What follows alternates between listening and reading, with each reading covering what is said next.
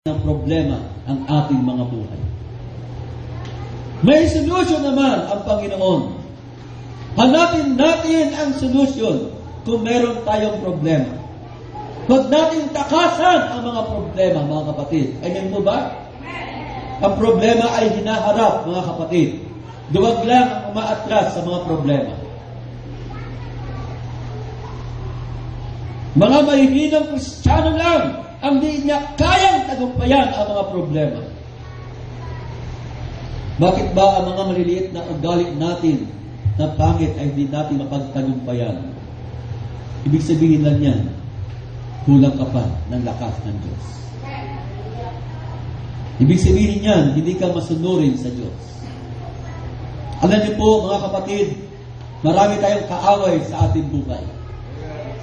Lahat ng yan, ang ating kaaway sa ating buhay, ay kayang palayasin ng Diyos if you abide in Him. If you obey the Word of God.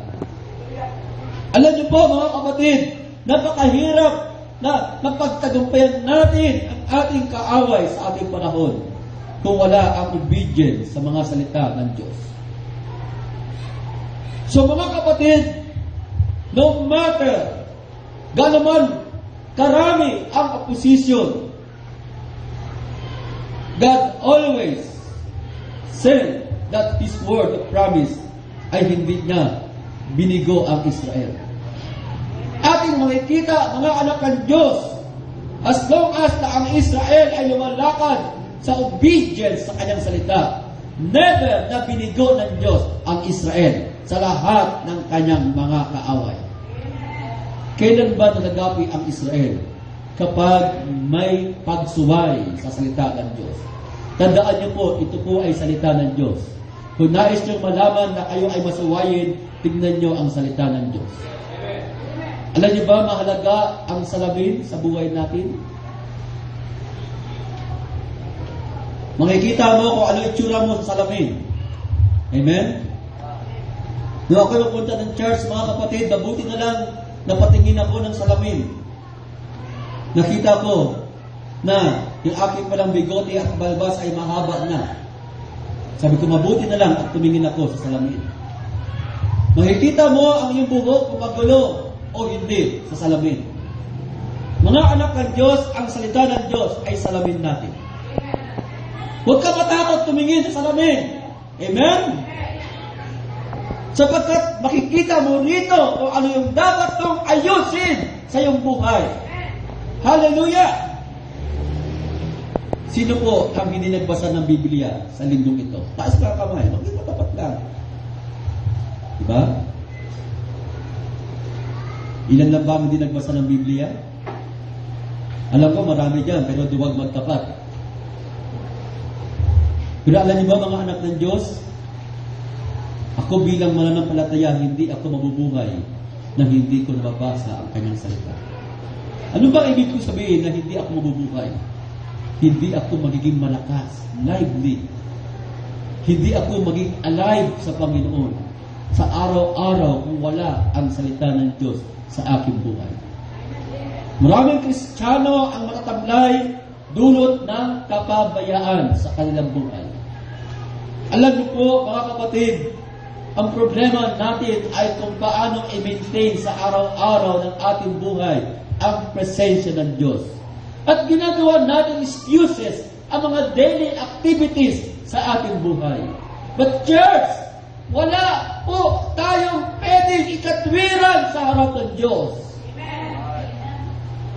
Lahat ng ating katwiran ay basahan sa mata ng Panginoon. Kung nais mo na ang lahat ng iyong mga problema, lahat ng iyong suliranin ay magkapi ng Diyos sa iyong buhay, kailangan mo sundin ang bawat sakdal na kalooban ng Diyos sa iyong buhay sa ulit araw na ito.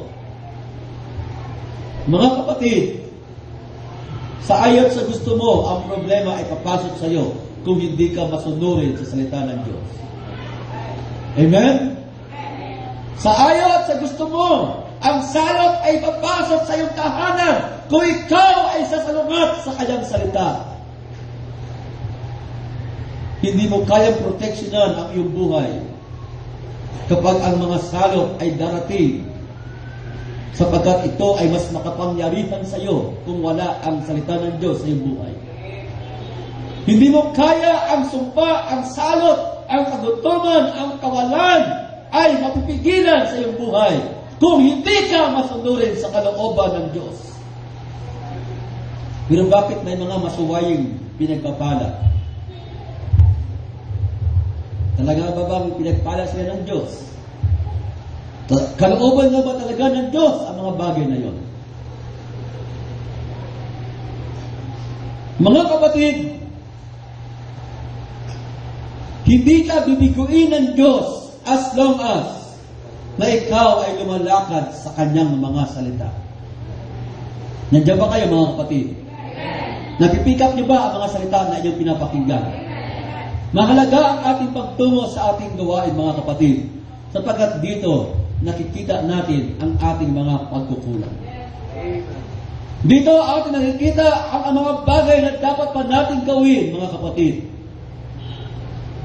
Mga kapatid, sabi ng Biblia, magsipagbago tayo ng pag-iisip. Romans chapter 12 verse 1 and 2. Alam niyo po, kung hindi tayo magpapasya na magbago ng ating pag-iisip, hindi niyo lubos na makikita ang higit na sakdal na kalooban ng Diyos. Naintindihan niyo ba mga kapatid? Kung hindi tayo magbago ng ating mga kaisipan, sa kasalukuyang kaisipan ng ating mga pag-iisip, hindi mo makikita ng lubos ang sakdal na kalooban ng Diyos. Mabubuhay kang karnal. Mabubuhay kang makasanlibutan. Magsasalita ka na makasanlibutan. Mag-iisip ka na makasanlibutan. Titigin ka na makasanlibutan. Mabubuhay kang makasanlibutan. Mag-iisip ka, lalakad ka, gagawa ka, buong buhay mo makasanlibutan. At the same time, iniisip mo, nasa tama ka na buhay. But church, let God be truth and man is a liar.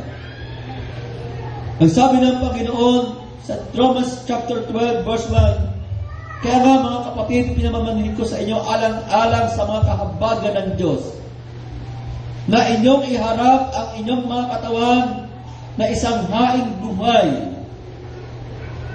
banal, kaya-aya sa Diyos. Ang tanong mga kapatid, sinisikap ba natin maging ganon? Amen. Sinisikap ba natin maging ganon mga kapatid? May requirement ang Diyos sa pananambahan, mga kapatid. Sa tuwing tayo ay haharap sa presensya ng Diyos, alam niyo ba sa Old Testament, kahit ang alikabok ay ayaw ng Diyos makapasok sa loob ng kanyang templo. Kaya nga ang mga saserdote na pumapasok sa loob ng templo ay banal at sakdal. Wala ni kunting sugat sa katawan. Walang pudlit, walang tato, walang kapintasan, sapagkat ayaw ng Diyos ang kasalanan. Kapag sila ay nakahawak ng patay, 7 araw sila hindi pinapasok sa loob ng tabernakulo. Kapag sila ay naalikabukan, maghuhugas muna sila ng katawan, maghihis ng kamay, maghihis ng paa, titiyakin na walang isang alikabok na nakakapit sa kanilang katawang lupa bago sila pagpasok sa loob ng templo. Ganon ang sakdal ng Diyos. Nais niya na sa tuwing tayo ay haharap sa kanyang banal na presensya, tayo, mga kapatid, ay walang kapintasan, walang karumihan sa harap ng Panginoon. Walang kalikuan, walang kasinungalingan, walang mga bagay na hindi nangangamba. Hallelujah. Ganun ba tayo, mga kabataan? Ganun ba tayo, mga tatay, mga nanay? Alam niyo po, mga kapatid, sikapin natin ito na maging gano'n.